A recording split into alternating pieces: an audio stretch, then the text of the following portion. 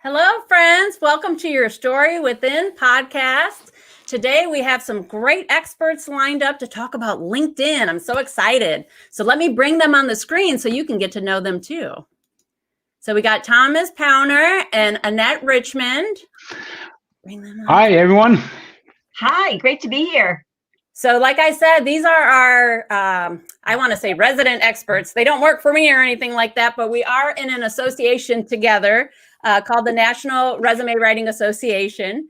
And so I've been blessed to have the opportunity to interact with them in that group, and they are known to be LinkedIn experts. So when I told you guys I was going to do a show on different things to help you in your career, your journey to find that next job, I told you I was going to bring experts, and these are the LinkedIn experts I thought of. So Tom, tell them a little bit about yourself and just how great you are. How great I am. Well, I'm very well. I always start off by saying I'm proof it can be done. I'm celebrating 10 and a half years starting Career Thinker. I actually resigned from a 25-year career. I'm giving my age away a little bit. 25-year career in sales and business operations. I just was burnt out and left corporate America, left a good paying job, and then I started Career Thinker. I had a lot of HR experience in my background.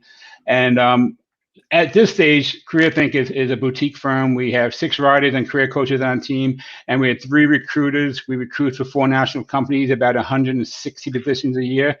So the unique point of view I could bring it, I get to see the challenge from both ends, the recruitment end and the job seeker end. And believe it, they both suck. It's really hard to find a job, and it's really hard to find great people. So bottom line, if you feel frustrated, you're not alone, but there's some things you could do to eliminate that frustration. Yes. Thank you so much, Tom. I appreciate you sharing all of that great information. Annette, how about you? How long have you been doing this stuff? Well, I've been in the career field for, almost 20 years now. And I started as a vocational counselor for a nonprofit, started a career site because I didn't find much online about, and that was in the 2000. Over that time, I've, done some consulting, a little bit of recruiting, although I don't have the recruiting experience that Tom does. I've had my resume writing business since 2014, and I'm primarily resumes and LinkedIn profiles and career, career marketing tools. But I will say that I've been expanding to podcasts and other things like that, and very, very excited to be here today. Awesome. Well, thank you again so much for coming on, both of you. So let's jump into some LinkedIn questions. So the first one I've gotten a lot from my audience is, do job seekers really need to have both a resume and a LinkedIn profile? Well, how's this going to work? Because me and Annette are both very energized, so I don't want to. I want to answer every question. I'm sure she does too. Well, you guys can. We'll just treat it as a conversation, and maybe just raise a finger. I got it, or I got it. There you go. All right. Go ahead, Tom, and I'll just piggyback off you. There you go. Okay. Perfect. So yes, we're in a big transition. The biggest thing that's changed in the past 10 years, especially the past 5 years, is social recruiting. And there's 2 sides of social recruiting. One side is the company spend a lot of marketing and branding dollars creating that workplace brand where people want to work for the company. The other side of social recruiting is using social tools and platforms like LinkedIn, even Facebook and Instagram, but LinkedIn being the main one to find talent. 2 of the companies we recruit for don't even post jobs anymore. We recruit 100% through LinkedIn. So if you're not on LinkedIn, that does not mean you're not going to find a job. There's just be a lot of jobs you won't see, you won't get discovered, and it just really cuts off a lot of opportunities. And today, I don't know any recruiter today, if they like your resume and they get your resume first, they automatically look for you on LinkedIn. It's just part of the process, part of the hiring culture these days. Yes. What were you going to say, Annette? So absolutely, LinkedIn and the resume really run hand in hand. You want to make sure that they're not identical, but you want to make sure that they sort of complement each other. And when it comes to what I think is the main differences is resumes are, more professional. They are static documents. It may be a group of people in a room passing around or each looking at your resume and talking about you. Whereas a LinkedIn profile is much more of a personal experience. Recruiters, obviously they're searching for candidates online, but employers also, they're going there to learn more about you. And they want to get some insight into who you are if they can. So, you know, the headshot, the background photo, telling your story, the about section are all part of letting employers, recruiters get to know you. And I just would like Tom to add, because I learned this myself, when you're not on LinkedIn or you don't have a robust profile, what does that do to you being found on LinkedIn? Yeah, I mean, well, if you're not on LinkedIn, you don't get found. And I'm telling you, social recruiting is really where it's not even a trend. It's just where we're shifting. And even if you have a LinkedIn profile, I get resumes and I look at LinkedIn profile, and sometimes the profiles are just nothing. They're just these five job titles, and that's it. And that's not impressive. I don't learn anything about you. It doesn't take me to the next level. And typically, is in many cases, it's going to not disqualify you by no means. It's just, I'm not going to be engaged to reach out to you. And I'm going to go on to the next resume in LinkedIn and try to find that right person fit with the right talent, the right experience, and the right skills.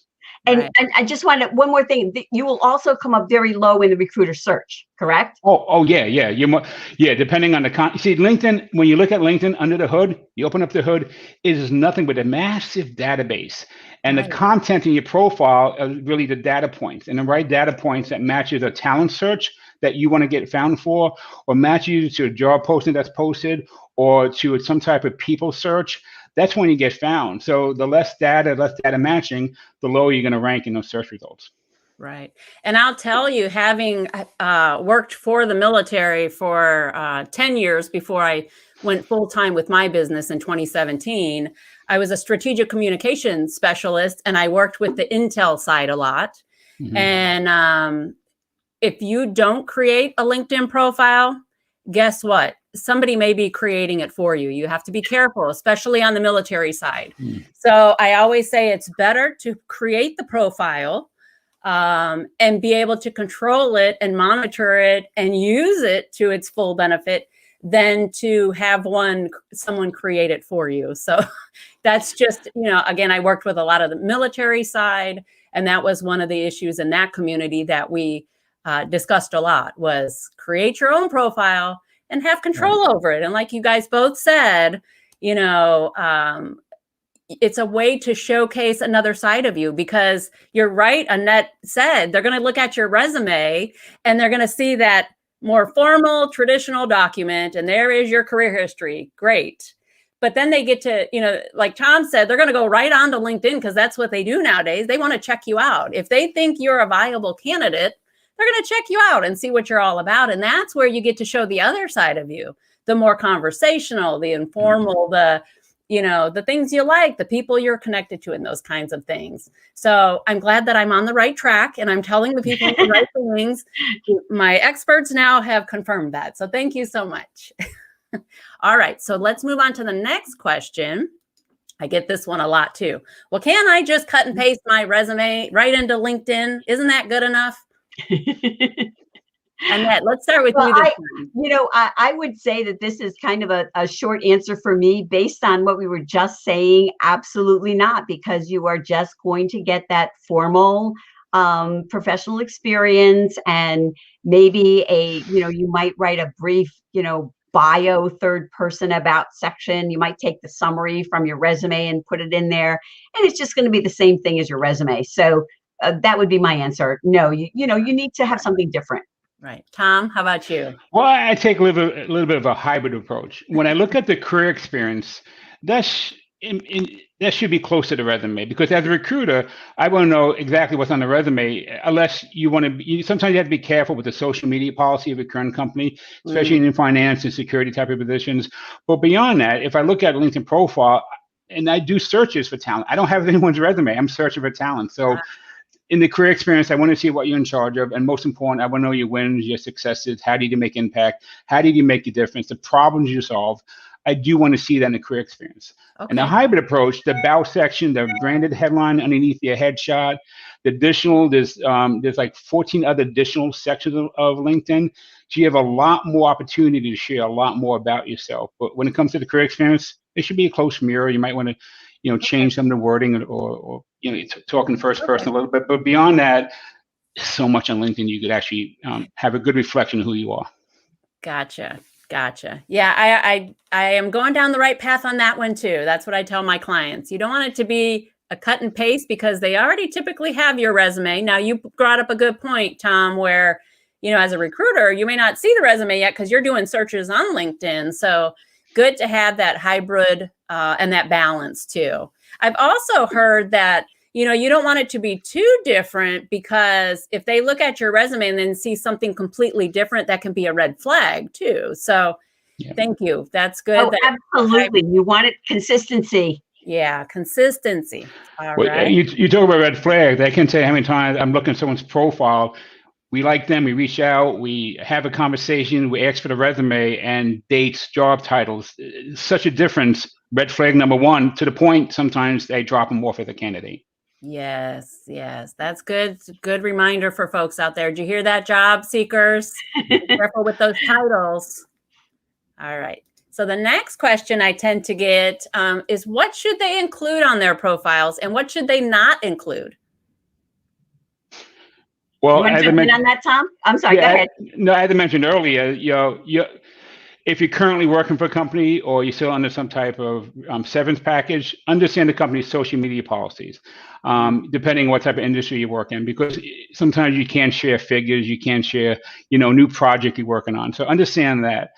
Outside of that, you share what you're comfortable with. A lot of people, I'm not on Facebook, I'm not on LinkedIn, I don't believe in social media. I get that, but LinkedIn's just it is different. There's some similarities in the platform and what people do, but if you want to get discovered for a job, I want to see a full career on there. I want to see what you're about. I want to understand your target. I want to understand more about what you bring to the table. I want to see where you've been, what you've done, what you accomplished, and anything else you feel free sharing about your career. Now, understand LinkedIn basically is public facing for the most part, so you're putting yourself out there, but for a good reason. Right. Annette, did you want to add on to that? So, as for things not to share, I agree with Tom that you may not want to be, too personal. It depends, on you, on your company, what their policy is. I do recommend a couple of things to share that people sometimes I think are leery of, to include a email address where recruiters can contact you if they are interested in your profile. And people are sometimes, leery of doing that because they're afraid it may be a sign that they are looking. But if you just add a line, I'm always, happy to connect with colleagues and potential clients or clients. Yeah. Please contact me and put your email address.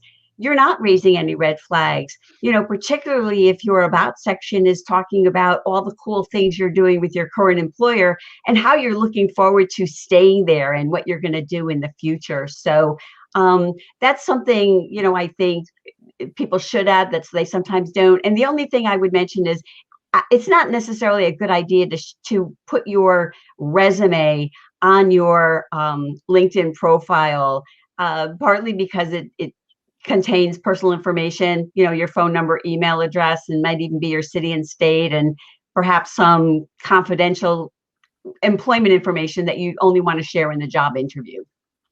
Well, just to piggyback on that, when you upload a PDF or Microsoft Word document as a download image on your profile, it has no search value, and it doesn't give you opportunity to tweak your resume. So lots of times I reach out to people, we talk about things, and we go to the next round of interview. So you have the time to tweak your resume a little more towards my conversation, towards a job posting. If I see someone's resume on a LinkedIn profile, I could download that resume, and I don't need to ask for the resume, and they lost that opportunity to beef it up a little bit. Oh, that's a good point, Tom. Yeah, great point. That's a great point. I remember back in the day, gosh, when LinkedIn first came out, they had that option where you could upload your resume. And then over the years, and it wasn't very good. It was like, it just was not clear. It was just not a good thing. But then, fast forward 10 years, I guess, I don't know, maybe even 15 now. And they're really changing up the way the LinkedIn profile is laid out. They're constantly adding things. I know they added the new feature section and whatnot.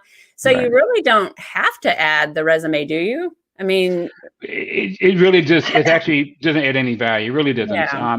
So the purpose of the LinkedIn is to get the conversation started and have them reach Right. out to you. The purpose of a resume is to share that at that point or apply for jobs online. Right. And then Annette brought another thing too. A lot of people are afraid to get on LinkedIn. Oh, they're going to think I'm looking for a job. Back in 2007, 2008, 10, LinkedIn was known as you're on LinkedIn because you're looking for a job. That whole stigma has totally disappeared. Yeah. You're on LinkedIn, you're actually connecting to clients, coworkers, you're following the company brand. If the company's on LinkedIn, they're posting, they're building their brand. You're part of the network of your company and network of professionals. That stigma is totally gone. And if you are worried about your company, some HR managers might, just keep looking at your profile if they think you're looking. One of the things I do in the current position, I just write the first article, the first paragraph I would write is why I love working at TD Bank. And the right of the paragraph, why you like working for them. So if your HR manager looks at that, oh, they're not looking for a job, they're just networking because look at this great statement I have there. Yes. Oh, I like that. I'm going to have to incorporate that. That's great. I totally agree. And that's something that I incorporate too, but a little further down is saying, we've accomplished so much over the last few years and I'm so excited to see what we're going to do next. And I think that just takes that right out of it. I like sway that a little bit. I like both of those. I'm going to have to incorporate that into my process. Now, I do tell my clients to do articles about their company or companies that they like for the job seeker who is not working right now. Do a short little article that says why you like a particular company, especially the company that's on their bucket list, kind of the same thought process. But I love putting it right in their profile so that they don't have to worry about, their boss thinking they're looking for a new job. They just put it. That's awesome. Yeah, like it kind of just softens that concern. That's all it is. Yeah, I like that. All right. Next question. Is there anything they can do to help them stand out more on LinkedIn? Well, go ahead, Annette. You can take that one. No, so yes, there's a couple things that they should do.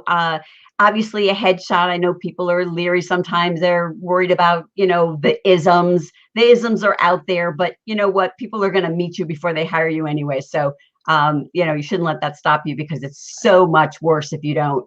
I would say, a custom background photo on LinkedIn. There's so many people that just have that boring. It used to be the blue with the like stars, and now it's that green, and it's so generic and it makes you look generic too. And it's so easy today to purchase a royalty-free photo or use a platform like Canva, where you can just create something and, not use the Canva, the examples, the templates that they have, but to just use the measurement, put your own photo that you purchase in there and your own taglines and, whatever to make yourself stand out. And I'm guessing we're going to talk about building engagement on LinkedIn going forward. So I will just stop there right now. And I agree with the headshot's very important. The band image is important, but I think what's a little more important, especially from a recruiting point or building a network, what you see first. When I do a talent search, I get a list of hundreds of possible candidates. What I see first, I see your headshot. I don't want to hire any Debbie Downers or Downing Dan, so the headshot needs to be engaging. I need to see a smile. Please look straight in camera, no folding arms, because that's not a welcoming attitude. Right. Just keep it simple and I want that smile. The branded headline, that's the 220 character section underneath your name. As a recruiter, I see your headshot, your name, your branded headline, your career history as far as company names, tenure, and job titles, and how many connections you have and your most current education. That's all I see in this long list. So I might have 100 people on my list, and on my screen, I might have 10 possible candidates. So if you want me to click on you first, have a really, happy headshot, and have a branded headline that kind of tells me who you are before I click on your profile. If you don't mind, I want to share a screen with some Bad Yes, headlines. please Okay. share. And I see this all the time and I cringe. Let me just see. I know. I know. It's such, LinkedIn calls it a headline for a reason. It's not supposed to just be your current position. That's not helping you anywhere. So here's a screen of just 12 bad headlines, and these are the headlines I copied and paste, and I do this all the time. Right now, I probably have like 500 of them. So I just want to go over for you that, and that can too. The first one on top left, looking for full-time opportunities, experience graduating in 2017. What does that actually tell the person before they click on your profile? You experiencing what? You're looking for what type of opportunity? There's nothing there. The next one too, an experienced leader with a passion for results. Experienced leader in what? Marketing, project management. There's nothing there that tells me anything about you. Currently seeking new opportunities. That's the worst. And it's close to 1.6 million people with that headline. What type of opportunity? What level? It's just very frustrating. Unemployed. Well, unfortunately, you might stay unemployed with that type of headline. Right. Time is money. You just wasted my time with that headline. So, I know I'm being cute about it, but this is so important because this starts off your branding, starts off your message, invites the right people to click on it. So I'm looking for a director of marketing. If I don't get that sense that that's who you are, I probably won't click on your profile. I don't have time to play mystery games. No recruiter does. Recruiter's job is so difficult. Make it easier for them. Tell them things they want to know and need to know. Would you agree, Annette? Oh, absolutely. I see those too, those vague headlines, leader in marketing and things. You do want to be specific, and you want to have some of those keywords in there. Your skills that if you're a leader in marketing, you might have, building relationships and designing marketing campaigns or things like that you actually do, rather than those vague headlines. I think are one of the worst. And another thing too, the keywords in the headline, the keywords in the job title line, and the keywords in the skills section of LinkedIn profile, they are indexed first by the algorithm. They have a heavier weight value in where you show up in the search results. So take advantage of that knowledge and make sure you're getting the top keywords in those areas. I have a follow-on question. A person asked me the other day, should they add this is a job seeker, they've been unemployed, should they add that open to work banner around their picture, their headshot? Go ahead, Tom, you go first from the recruiter standpoint, and then there's a lot of controversy in that regard. There's a lot of opinions about it, and it's a 50-50 chance when you come down to it. I know why LinkedIn did it. They wanted to, when COVID happened, there were so many people unemployed. They wanted to have a quick flash, this person unemployed. They're playing on people's empathy and sympathy and trying to get them to get clicked on first. But from a recruiter's perspective, I'm not looking for someone who actually needs a job. That could be a good match, but my really focus is to actually find the best person. It doesn't have to be employed, unemployed. The passive job seeker sometimes is where the best talent is. So from a recruiter's perspective, it does nothing for me. It actually sometimes cuts off your headshot and just becomes more of a distraction. Now that's my professional and personal opinion, and I've had people rebuttal that and people that believe what I say. So it becomes down to how you personally feel about letting the world know you're unemployed. And there's so many people that have that and they're still employed.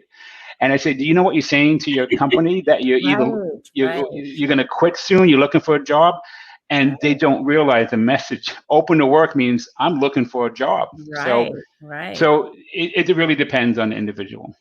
Annette, did you want to chime in? Yeah, as Tom said, there are a lot of mixed feelings about that. We've all been in the career field, have been discussing this since it first came up. And, I agree with Tom. LinkedIn offered that with the best of intentions.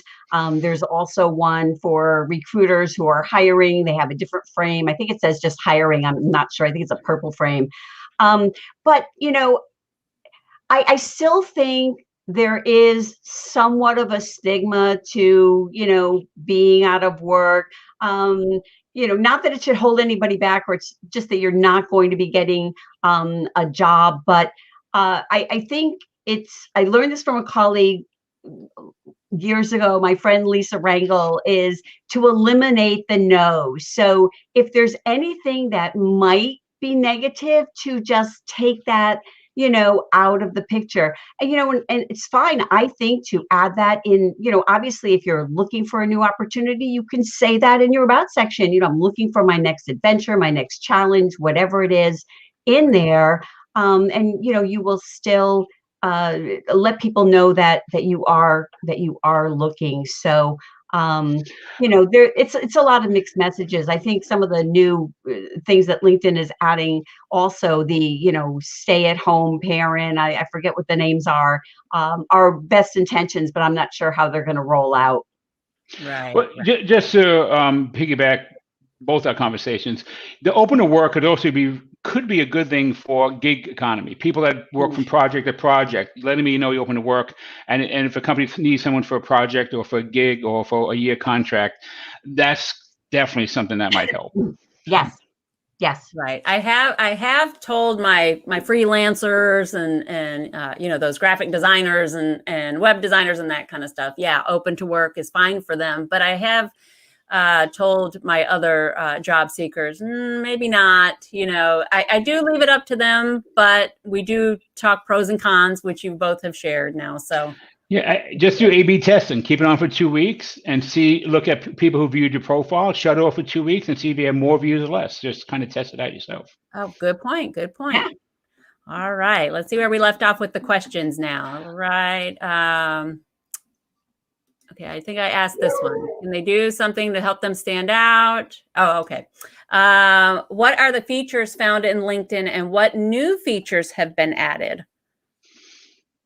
So Tom, why don't you go through the standard features, and I will share my screen and show some of the new features.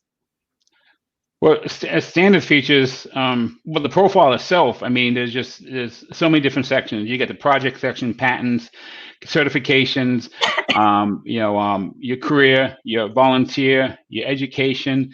So I think that when you look at the standard feature as a whole, you just want to make sure you take advantage of the space. If someone had a really full optimized LinkedIn profile, if I really download it or convert it to a resume, it's probably going to be 8-9 pages. Typically, when we send out a resume to a job application, it's typically 2 pages, sometimes 1, sometimes 3. So I think the standard feature to really take advantage. Now, doing job searches on LinkedIn, you get a really good view into what job opportunities. You could search by company, search by job title, search by geographic location. There's so many filters in a search. I look at LinkedIn. If I had this power, I don't think people really understand the power and the reach they have for basically free. It is amazing. I remember years ago looking for a job. I had to go to the library and get this book. I think it was called the Blue Book. I'm not sure what it was. It's 2 volumes at every single company to get their address and the name of the president and everything, CEO. And I had to search and try to send out cover letters because I used the same logic back then, but it was a lot of work. We had the reach.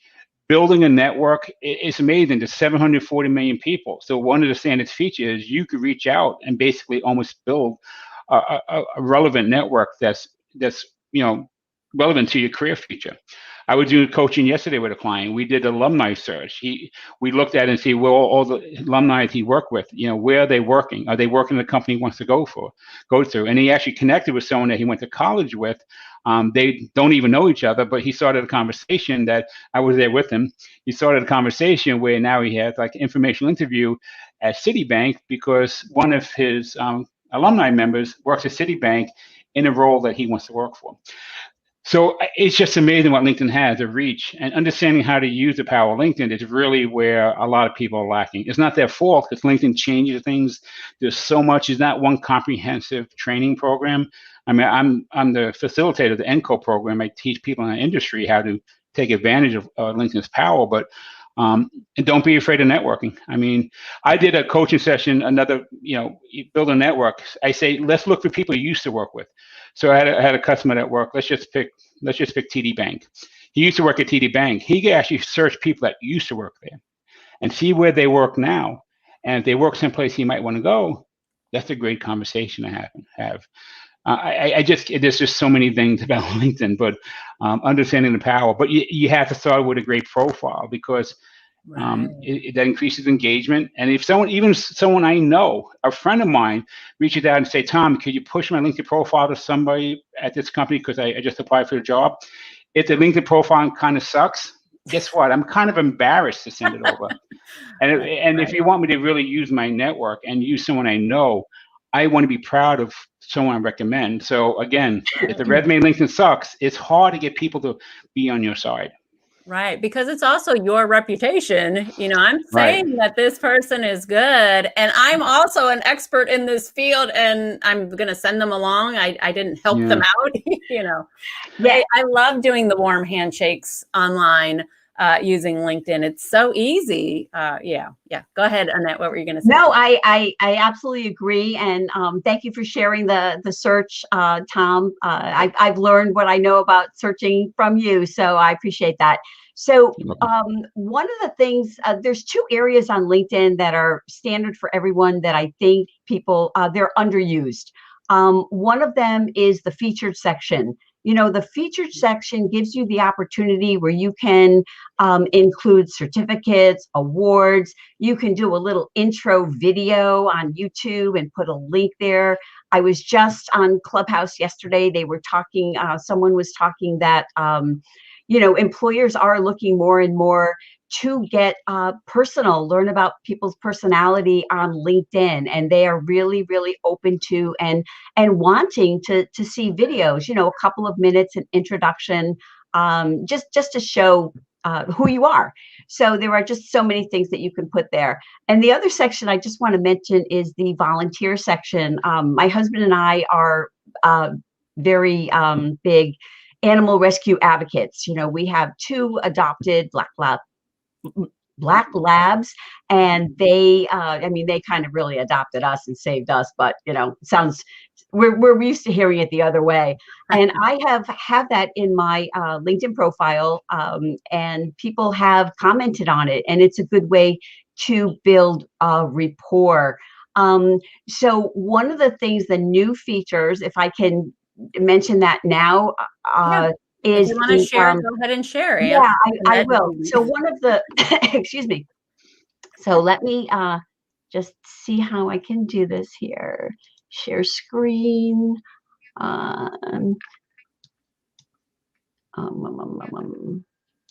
Okay.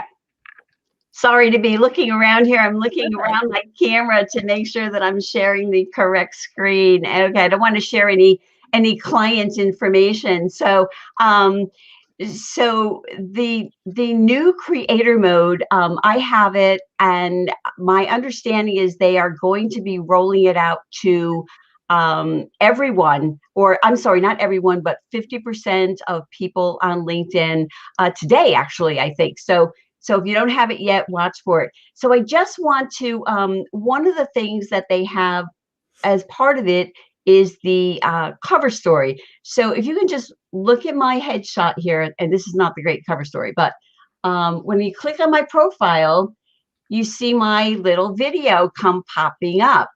And initially you see, I think it's 3 seconds, and there is no sound to that. This orange ring around my headshot indicates that I do have that video, so people can actually click on that and watch it. LinkedIn allows you only 30 seconds. 30 or 20? I'm sorry. No, I think it is. You know what? Now I'm doubting myself. It's 20 or 30. You know, I did the cover story a couple of weeks ago. I'm not sure if it's 20. I think it might be 20. So thank you, Tom. But it's very short. So, you know, and I found that I did have to record mine on my phone, because when I tried to record it using my desktop camera and, you know, Dropboxing it, emailing it to myself, the sound was really, really glitchy. So another thing that it shows is you have the opportunity to put these hashtags. You can choose 5 hashtags which indicate what you do mostly, speak about, write about, whatever. It shows your followers. I'm still kind of a baby here, just getting up to hitting that 5,000. But I will tell you that this mode has increased my followers. So you will see it here if you do have it, since obviously I'm logged into my profile. When you if you see this pop up creator mode, it means you have it, and you can certainly go in there and turn it on. Would that be for everyone, or do you have to have a certain subscription level plan with LinkedIn? You know what? Nobody really knows. Oh. I was one of the first people. As soon as they released it, I got it immediately. I'm not a big fish on LinkedIn, but I was one of the people who got it right away. They supposedly, I heard yesterday from someone who talked to someone at LinkedIn, that 50% people would have it today, but there is no rhyme or reason that I'm aware of. And the last thing I want to show you is, after your featured section, which needs to be used, if you are a content creator, so you want to think about that. It does put your activity above your about section. So if you are a content creator like me, I share content to help job seekers and build my brand, you might want to have that. If not, you might not want to have it. And my understanding is you can try it and then turn it off if you do not like it. So you have to turn it on. That's one of those features you have to actually turn it on. Yeah, you have to, once you see that it's available to you, you do have to turn it on. So I just wanted to share that. Okay. Annette, I noticed, since you have my cover story, that your pronunciation speaker is not there anymore. Is that replace it, you think? I don't know. I never used that. I don't think so, because I've seen it on, maybe it's because I haven't used it. Cover story, like the pronunciation, does need to be done on your phone, on the mobile app. So I did notice it on someone else's profile where they did have that. So I think it might just be because I'm not using it. So the pronunciation, if you even look at my profile, next to my name, you see a microphone. You get 10 seconds to introduce yourself and kind of have people hear your name. And this is really important because I do recruiting, and New York City is an extremely diverse city, and there's people with all different types of names and dialects. So I can't tell how many times I call to interview someone, I just can't pronounce the name. It's something I have trouble with in general. So if I had the opportunity to hear you say your name, it actually gives me a little more, comfortable level when I start speaking to you. Right. And I just didn't take that away, because I like that feature. Yeah. I just want to add one thing that I've learned recently, that some people actually use that pronunciation to start, like with a little drum roll, or they have a little bit of music on it. To add some personality. So I had never thought of that, but it's a pretty cool idea too. You get 10 seconds. You can say, "Hi, this is Tom Powner. Thank you for visiting my LinkedIn profile. Connect with me. Let's network." That's something you get in 10 seconds and get your name in there. Like an elevator pitch, almost. Kinda. Tom, I noticed that you had something else that you wanted to share. Did you still want to share it? Or yeah, give me 1 second, because talk about the headline, because this is so much more important than people think. Give me a second. Let me just share my screen. Okay, so let me share the screen. So remember, the headline is underneath your name and your headshot, and this is what people typically see before they even click on your profile. So I just want to give you an idea of some bad headlines and how we made them better. Okay. So number one, screen so they can see it. Yeah. Okay. So number one, the headline was benefits manager at Vodafone. Fine, it identifies the manager and the company you work at. Now, unless a company is a highly Fortune 100 company, sometimes you don't need to have the name in the headline, because it's going to be in the introduction card, and recruiters can see your most current company. So we took benefits managers to director of total rewards, benefits compensation, dedicated to the people side of HR, blender strategy, planning, communication, execution, follow through, certified life coach at NYU. So there's a lot more keywords, a lot more for a recruiter to bite on and understand who this person is. And this should increase that, I call that clickability engagement. You know, you're in a list of 120 other possible candidates. What's going to get you clicked on first? They don't work in order. They scroll up and down. And also the keywords matter more. So you look at number 4, regional and district manager. So that was his job title. District manager, regional manager can have different meanings in different companies.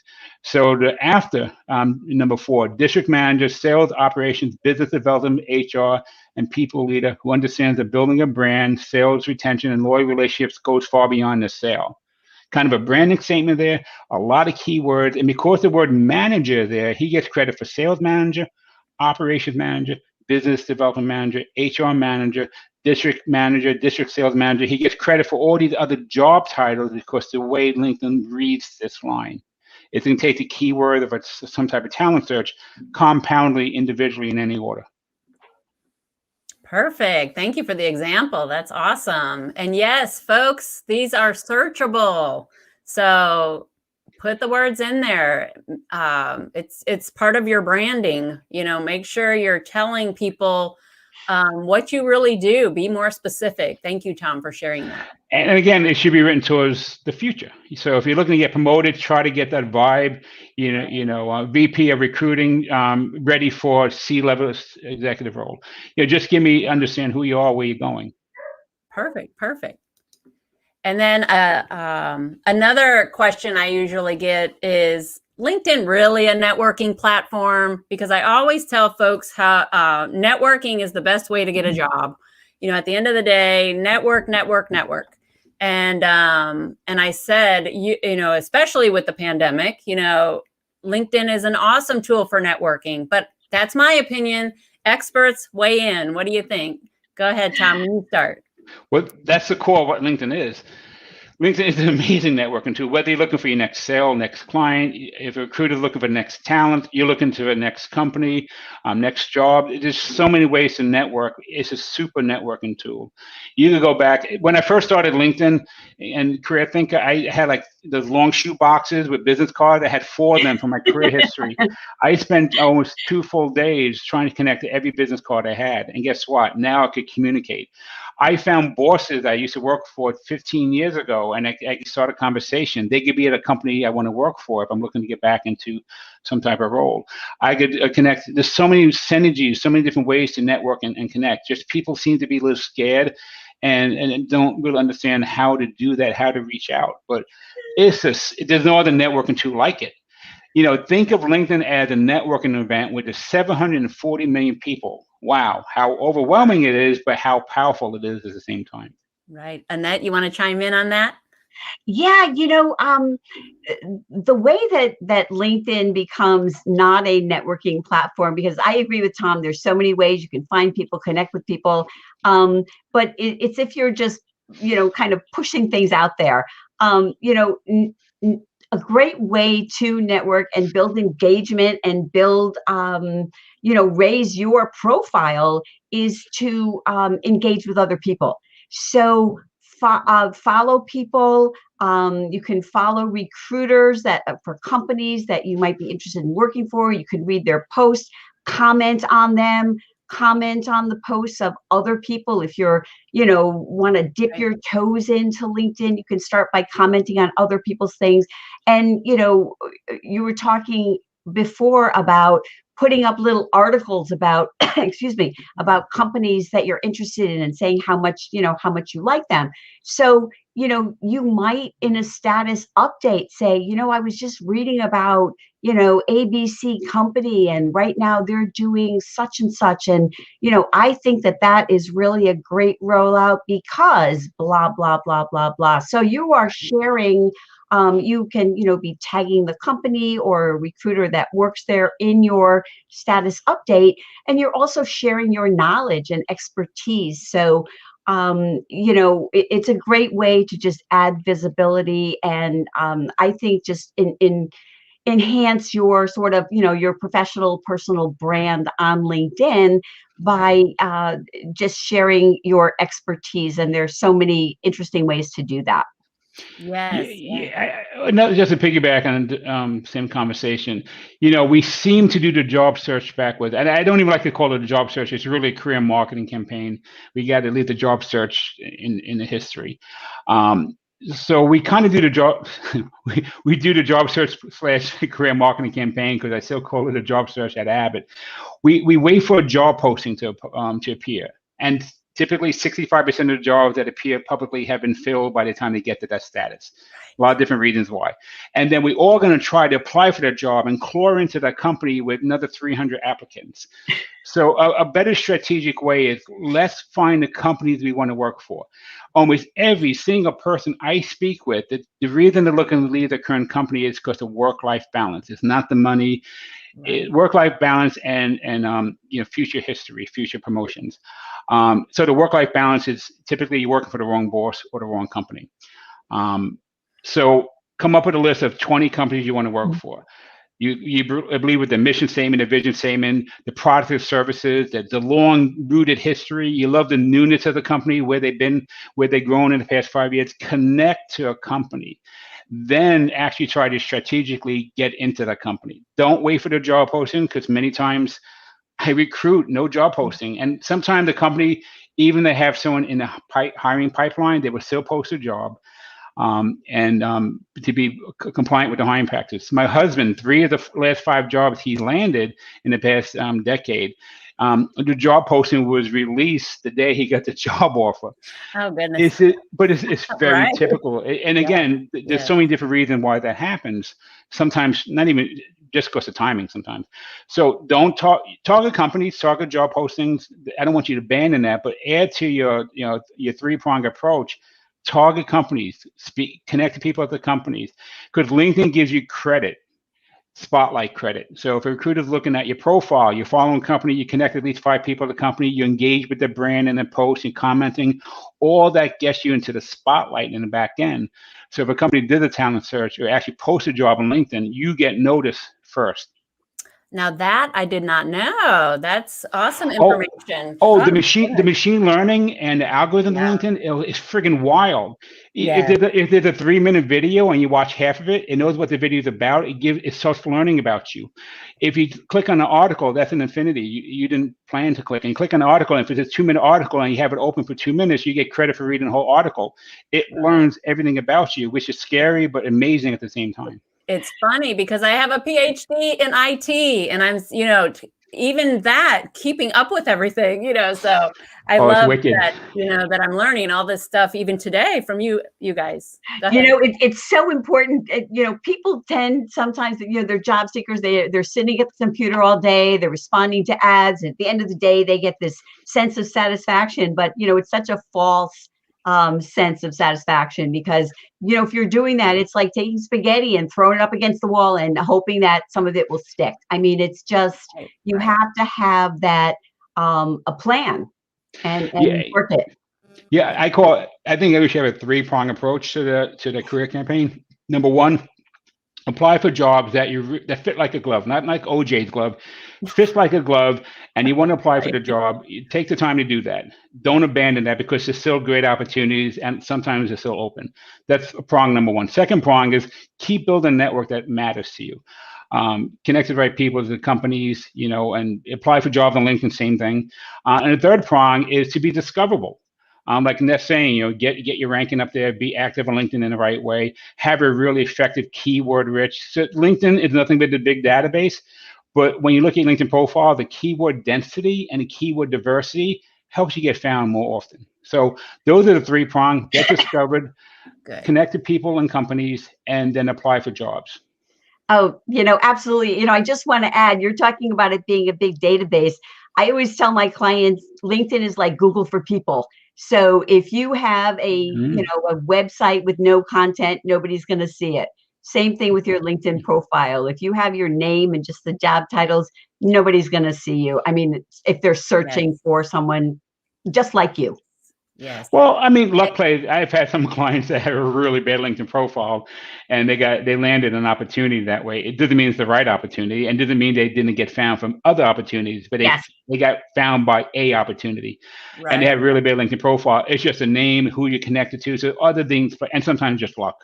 Right, right. Well, I have one more question, but before I move on, just as a reminder, friends out there, you job seekers, if you go to visiontopurpose.com and look at the blogs, there is an article posted out there that shares 10 effective ways to network online. So if you're still not sure, you have 2 experts telling you what to do. You can also reach out to them on LinkedIn, and I'll share their website information and phone numbers at the end of this session. But again, on my website, under the blog articles, visiontopurpose.com, you'll find some 10 tips on how you can network effectively using LinkedIn.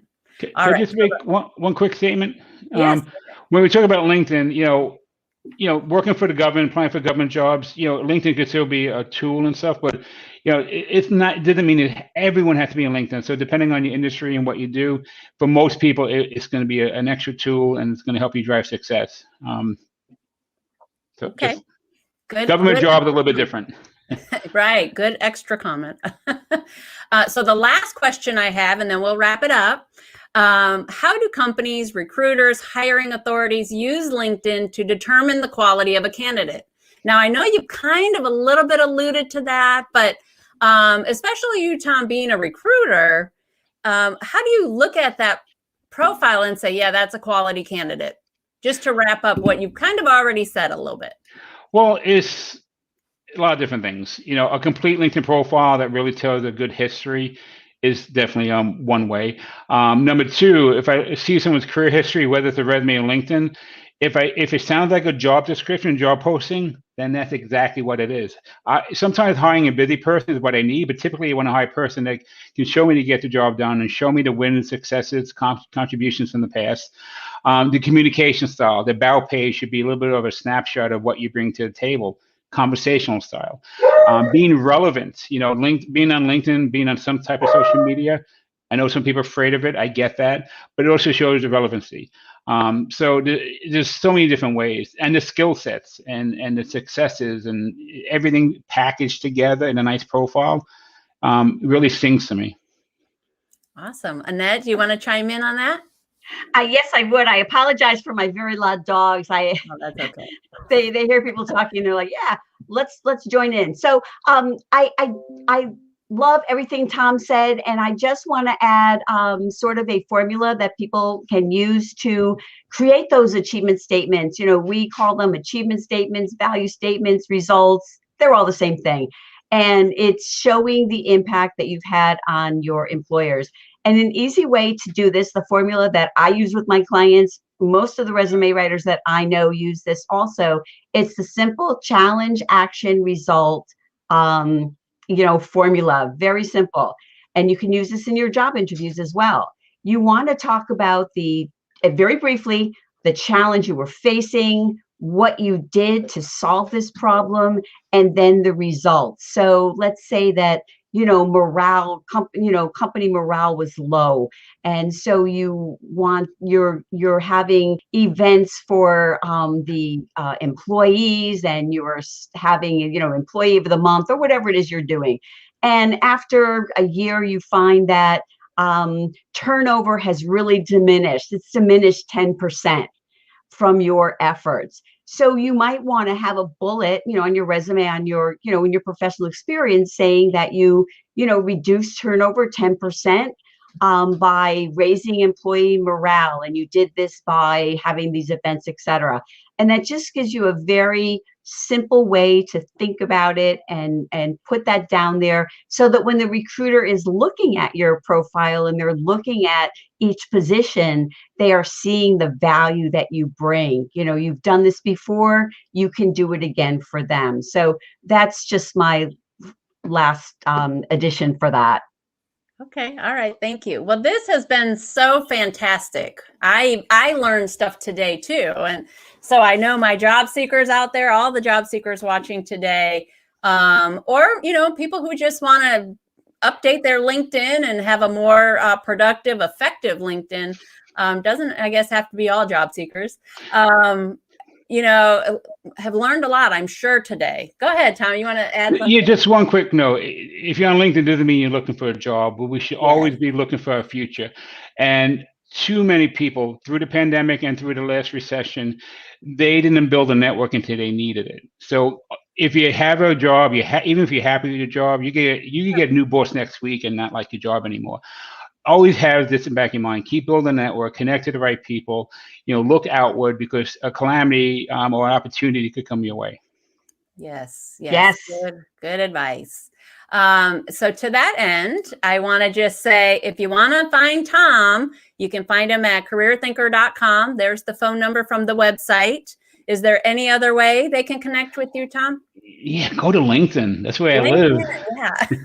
And there's only like 2-3 Tom Powners in LinkedIn's database, so I'm easy to find. Yeah, and he walks the walk, folks. You should see how many connections he has. He has thousands, so make sure you connect with Tom.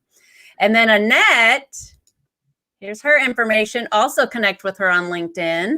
Oh, yes. Did I get that right, Annette? Yes, absolutely. And I will tell you, there are tons of Annette Richmonds out there, but if I come up pretty close to the top, and if you put my company name in, you're sure to find me. And if you mention this podcast, I'm happy to connect with you.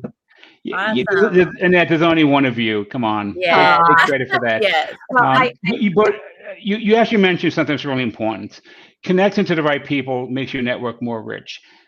I'm not bragging here, but just as an example, I have over 14,000 people in the network. In that network, there's going to be a lot of sales professionals, and there's over 2,800 high managers and recruiters in the network. So if we're not connected, when you connect to me, I become your first level connection. Those 14,000 people, my first level connections, including those 2,800 high managers, are now in your second level connections.